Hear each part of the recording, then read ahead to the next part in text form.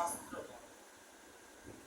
সমস্ত শাস্ত্রের সারাটি সার বিষয়ে ভক্তি। সেই জন্য অন্যগুলোকে তিরস্কার করে, ভক্তির দিক থেকে বিবেচনা করে অন্যগুলোকে তিরস্কার করে বলা হচ্ছে ভগবত ভক্তি হীনস্য জাতি শাস্ত্র জপস্তপঃ অপ্রাণব্য দেহস্য মুন্ডনম লোকরঞ্জনম।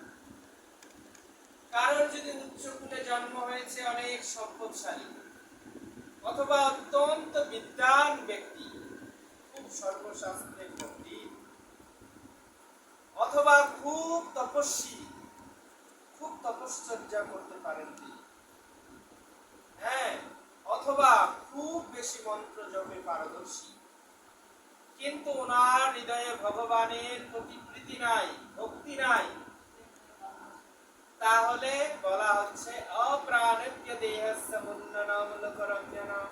যেমন একটা প্রাণহীন নিতর দেহে চক্ষু কর্ণ নাসিকা জিহ্বাদি রূপ রস শব্দ গন্ধ স্পর্শ ইত্যাদি সবকিছু বিদ্যমান থাকে, কিন্তু প্রাণ না থাকলে সেটা যেমন সজীব থাকে না, তেমনি উচ্চকুলে জন্ম, বিদ্যান, সবকিছু যদি ভগবত ভক্তি না থাকে সব বৃথা। প্রাণহীন দেহের অপ্রাণব্য দেহস্য মুন্ডনম লোকরঞ্জনম বলা হচ্ছে প্রাণহীন দেহের সাজসজ্জার মতো।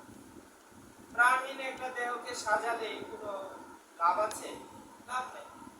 তো সেই সাজসজ্জার মতোই, তাই বৈষ্ণবগণের পরম কর্তব্য হচ্ছে এই ভগবত ভক্তিকে উপলব্ধি করা এবং জীবনের সর্বান্তকরণে এই ভগবত ভক্তিকে অনুশীলন করা।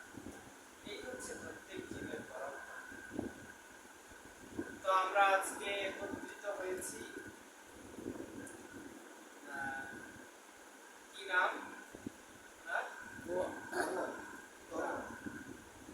বসো বসো, এখানে বসো। শ্যামলচন্দ্র দাস, সুকুমার চন্দ্র দাস আপনাদের পিতা। সুকুমার চন্দ্র দাস মহোদয় তিনি এই পৃথিবীতে পরলোকগত হয়েছিলেন।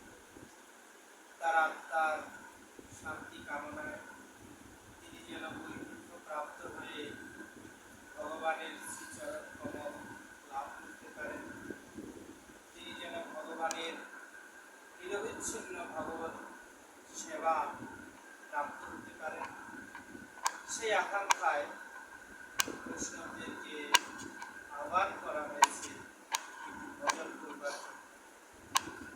আমরা তার উদ্দেশ্যে একবার হরে কৃষ্ণ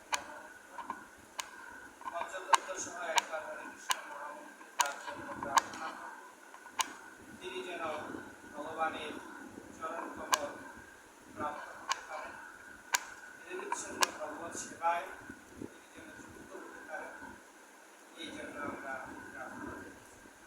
জয় শ্রীকৃষ্ণ চৈতন্য, জয় শ্রীকৃষ্ণ চৈতন্য প্রভু নিত্যানন্দ, শ্রী অদ্বৈত গদাধর শিবাসাদি গৌর ভক্ত বৃন্দ। হরে কৃষ্ণ